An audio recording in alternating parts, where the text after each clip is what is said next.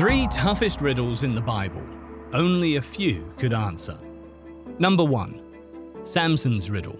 Many readers are taken aback when they come across the strange riddle of Samson in the book of Judges while reading through the history, law, poetry, and prophecy of the Old Testament.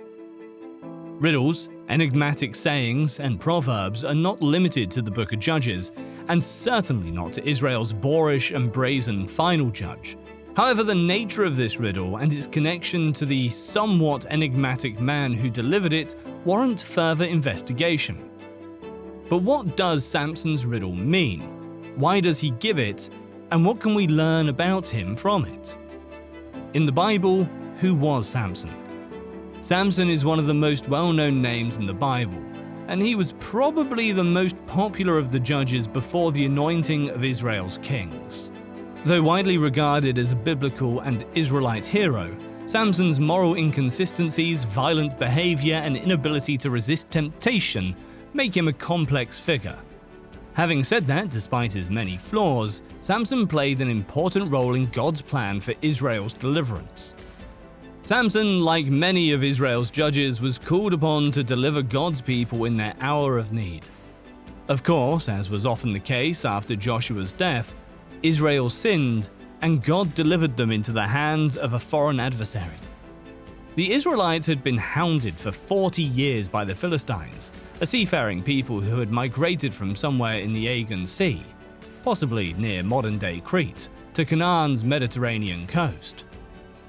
With their advanced iron weapons, innovative technology, and aggressive military tactics, the Philistines invaded, harassed, and oppressed the children of Israel. Samson's renowned physical prowess, bestowed upon him by the Spirit of the Lord, gave him the strength to perform mighty feats such as killing 1,000 Philistines with a donkey's jawbone and carrying away the massive gate of Gaza when they thought he was trapped behind the city walls. Samson was widely feared because he was violent, cunning, and audacious. However, he was prone to fits of vengeance and lustful passion, which frequently drove him away from God and his Nazirite vows. Why did Samson give the Philistines this riddle? According to Judges 14, Samson had set his sights on a young Philistine woman from Timnah and asked his mother and father to bring her to him as his wife. Judges 14:2. On the way to Timnah, where his bride-to-be lived, Samson was attacked by a young lion. Judges 14:5-9, New American Standard Bible. Then Samson went down to Timnah with his father and mother and came as far as the vineyard of Timnah.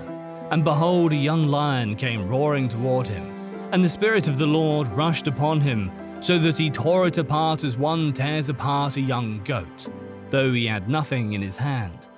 But he did not tell his father or mother what he had done. So he went down and talked to the woman, and she looked pleasing to Samson.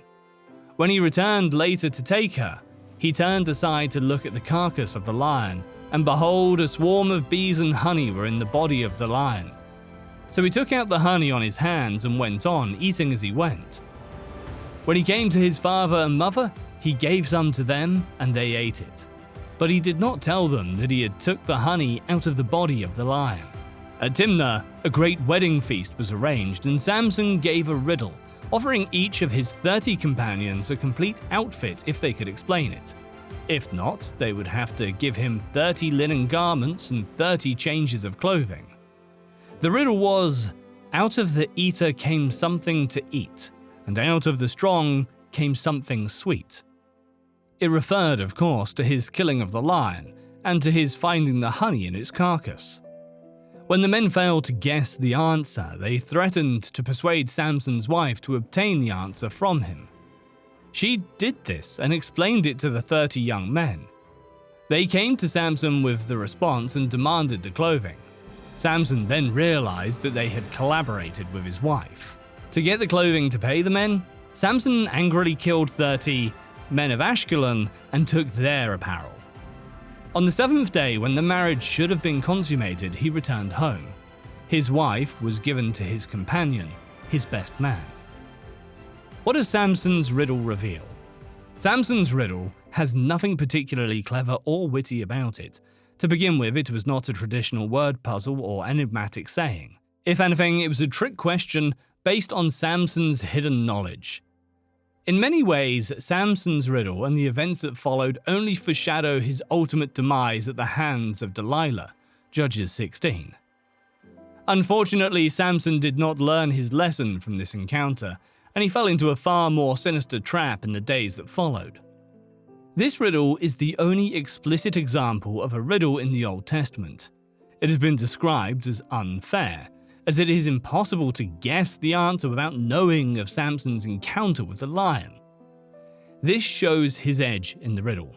However, his affection for his wife, which God had placed in him, led to the fall of Samson, and later the fall of the Philistines. Samson discovered that trust is the bedrock of all genuine leadership.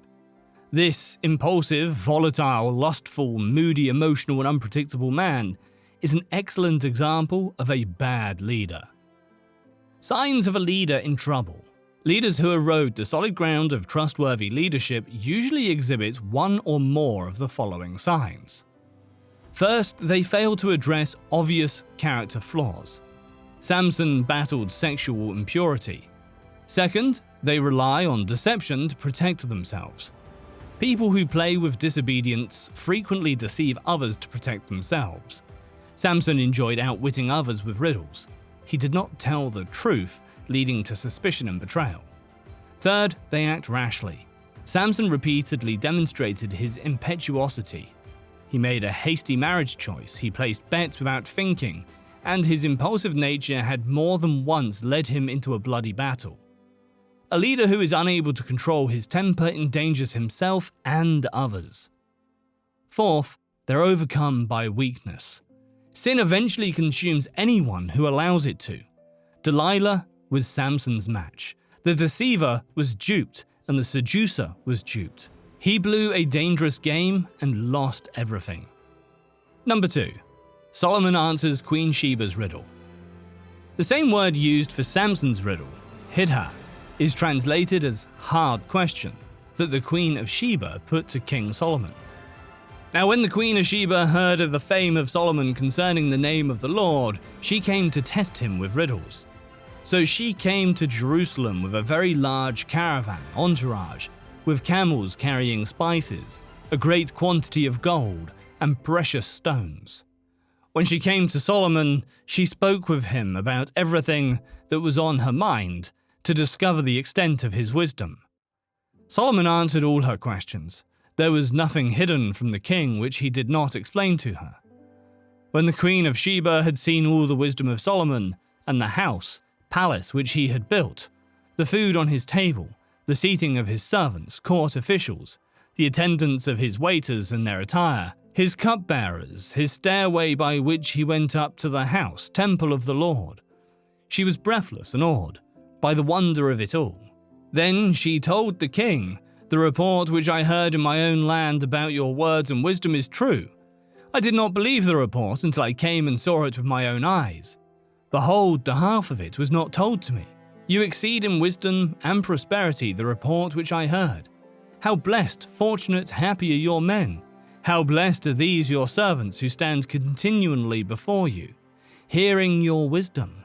Blessed be the Lord your God who delighted in you to set you on the throne of Israel.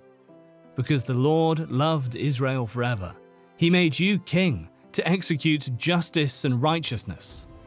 1 Kings 10, 1-9, Amplified Bible. Someone who could solve riddles was considered a wise and discerning person. Like Solomon, Daniel was a skillful interpreter of riddles. Some proverbs, like those found in Proverbs 30, 15-31, were initially considered riddles. These proverbs employed riddles as a way of teaching and testing wisdom, Proverbs 1:6, as well as exposing vices. Solomon succeeded King David as the final king of the unified nation of Israel. Solomon asked the Lord for wisdom at Gibeon, the most famous high place. God was so pleased that Solomon requested wisdom rather than long life or riches that he granted the request and added to it what Solomon did not ask for: riches, honor, and a long life. However, for these promised blessings to become a reality, Solomon would have to walk in the ways of the Lord and obey his statutes and commands. God's promises were sure, but they could only be obtained through obedience. The king acted as Israel's one-man supreme court, serving as the final level of appeal in the difficult cases. This particular case involved a quandary between two prostitutes. Each of them had given birth to a child. The first woman claimed that the second woman's child died as a result of her sleeping on him. The second woman then placed her dead son next to the first woman and took her living son for herself while it was still dark. When the first woman awoke to find her child dead beside her, she realized it wasn't her son. The second woman vehemently denied it, claiming the exact opposite. Without the assistance of DNA tests, the average judge would be perplexed by the case. Solomon, on the other hand, knew exactly what to do because of his God-given insight into the ways of human nature. He said to divide the living boy in half and distribute half to each woman. And just as the king predicted, the baby's true mother begged for his life and was even willing to give him up. The other woman cruelly seconded the king's decision. Solomon gave the living baby to the first woman after his unique solution to the dilemma was rewarded. The story quickly spread throughout Israel, and everyone was in awe of the king because they saw God's wisdom in him to carry out justice. Solomon's reputation as the wisest man who ever lived spread quickly, bringing God's glory. Solomon became what we would call a Renaissance man due to God's blessing. There was no subject in which he did not possess unrivaled wisdom. He was a proverbial author, a song composer, and even a botanist and zoologist. Solomon penned the Song of Solomon, Ecclesiastes, and many proverbs. His wisdom far surpassed that of all the people of the East, and all of Egypt's wisdom was significant because these regions were renowned for their wisdom. The author of Kings stated unequivocally that there was no comparison. Solomon was wiser than anyone. Number 3. The riddles of Jesus. Jesus sometimes used riddles to outsmart his opponents. Such as was the case when he asked how can Satan cast out Satan in Mark 3:23. In another passage, Jesus made use of a riddle to silence the religious leaders when they challenged his authority in Matthew 21:23-27. Matthew 21:23-27. Amplified Bible. When he entered the temple area, the chief priests and elders of the people came to him as he was teaching and said, "By what kind of authority are you doing these things? And who gave you this authority to exercise this power?" Jesus replied to them, "I will also ask you a question, and if you tell me the answer, then I will tell you by what authority I do these things. The baptism of John, from where did it come? From heaven, that is ordained by God? Or from men?" And they began debating amongst themselves, considering the implications of their answer, saying, "If we say from heaven, he will say to us, 'Then why did you not believe John?' But if we say from men, we are afraid of the response of the crowd, for they all regard John as a prophet." So they answered Jesus, "We do not know." And he said to them, "Neither will I tell you by what kind of authority I do these things." The predominant reason for use of riddles in the Bible was to hide information from the hard-hearted who rejected the truth while revealing it to the true believers. Much has been said about Jesus, his compassion, grace, humility. But we also see the greatness of his wisdom in Luke 11:31. "And behold, something greater than Solomon is here." It's worth noting that Jesus didn't just avoid falling into these traps. He also used these situations as opportunities to teach valuable lessons. For example, when it came to paying taxes, he taught about the God-given authority of civil government and its boundaries. If this was not enough, the Sadducees attempt to trap him with the marriage issue. The riddle was about a woman who married one of her deceased husband's brothers after his death. The woman married the third brother after the second one passed away, and continued to marry each subsequent brother until she reached the seventh. Eventually, the woman herself passed away. Then came the question designed to humiliate him. Who is the resurrection? Matthew 22:29. But Jesus replied to them, "You're all wrong, because you know neither the scriptures, which teach the resurrection, nor the power of God, for he is able to raise the dead." The argument presented was that the concept of resurrection had too many obstacles to be considered logical, leading to the conclusion that it must not be accurate. Jesus responded by stating that the issue was not with the doctrine itself, but rather their lack of knowledge regarding the scriptures and the power of God. It's important to note that the scriptures do not mention the continuation of the husband-wife relationship in heaven. Although individuals will still be recognizable as their respective genders, they will be similar to angels in that they will not marry or be given in marriage. Secondly, they were ignorant of the power of God. If he was capable of forming people from dust, indeed he could also resurrect those who had passed away and transform them into glorious bodies. When the crowds heard this, they were astonished at his teaching. It's incredible how Jesus' wisdom turned these tests into a teachable moment. We should be grateful for the responses of Jesus. They shed light on the mysterious nature of the supernatural. Also, we see the wisdom of Jesus when the Pharisees attempt to ask him an unanswerable question. Matthew presents an intriguing scene where the adversaries of Jesus make efforts to humiliate him, but their attempts fail. What was the greatest commandment? Surely Jesus wouldn't want to leave out any. Jesus condensed the law into one directive: love God and your neighbor. He then posed a question that could not be answered, demonstrating his superior knowledge of the scriptures. Jesus turned the tables and ended up embarrassing the religious leaders instead. This shows the wisdom of Jesus. Jesus asked a thought-provoking question during his teachings. If David calls him Lord, how can he be his son? The answer to this question is that the Messiah is both David's Lord and son, and he is both God and man. Therefore, as God, he is David's Lord, and as man, he is David's son.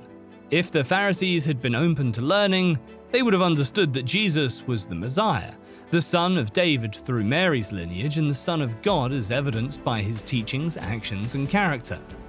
Solomon's left us some very valuable books: the Proverbs, Ecclesiastes, and the Matchless Song.